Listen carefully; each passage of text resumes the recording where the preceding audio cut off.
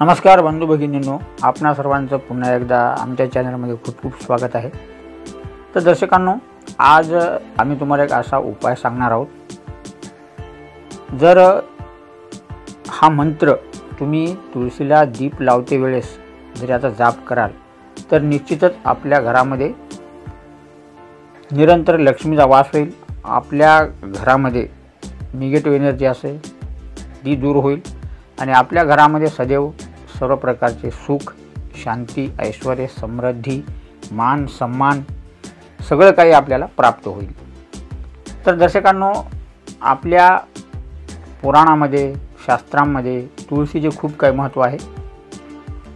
ज्या घरामध्ये तुळशी असते असं मानलं जाते की तिथे कोणत्याही प्रकारचे रोगाचे बॅक्टेरिया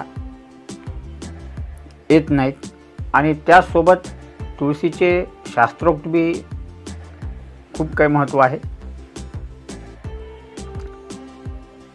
असं म्हटलं जाते शास्त्रामध्ये की नियमित जे तुळशीला धूप लावते त्याच्या घरामध्ये सदैव लक्ष्मी निवास करते। तर दर्शकांनो, हा मंत्र जर तुळशीला दीप लावते वेळेस त्याचा जाप केला तर निश्चितच ह्याचे फळ आपल्याला दुप्पट मिळू शकते। तर दर्शकांनो, व्हिडिओला पूर्ण पहा म्हणजे तुम्हाला सगळ्या प्रकारची माहिती प्राप्त होईल आणि असेच व्हिडिओ पाहण्यासाठी चॅनलला सबस्क्राईब करून घंटीचे बटन अवश्य दाबा आणि कमेंटमध्ये जय श्री कृष्ण जरूर लिहा।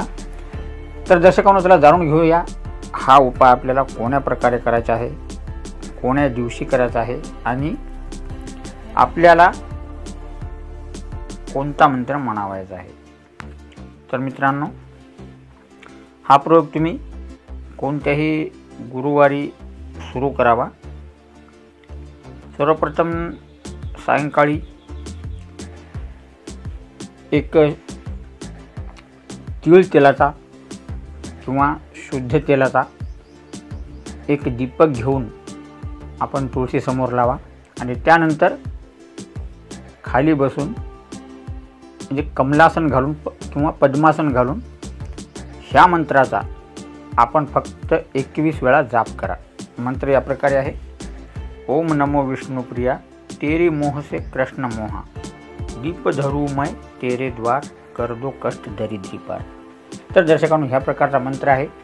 हा मंत्र आपल्याला तुळशीला दिवा लावल्याच्या नंतर फक्त 21 वेळा म्हणायचा आहे। जे कोणी माता भगिनी याचा नियमित जाप करेल तर त्या माता भगिनीला निश्चितच सौभाग्य प्राप्त होईल आणि त्या घरामध्ये सदैव लक्ष्मीचा निवास होईल आणि त्या घरामध्ये कोणत्याही प्रकारची निगेटिव्ह एनर्जी राहणार नाही।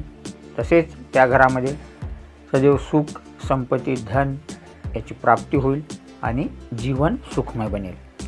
तर दर्शकांनो, हा छोटासा मंत्र म्हणून आपल्या जीवनाला नक्की खुशाल करा, आनंदी बनवा। तर मित्रांनो, व्हिडिओला जास्तीत जास्त लाईक करा। अशा प्रकारे व्हिडिओ पाहण्यासाठी चॅनलला सबस्क्राईब करून घंटीचे बटन अवश्य दाबा आणि कमेंटमध्ये जय श्री कृष्ण लिहा विसरू नका। तर मित्रांनो, या व्हिडिओमध्ये इतकेच।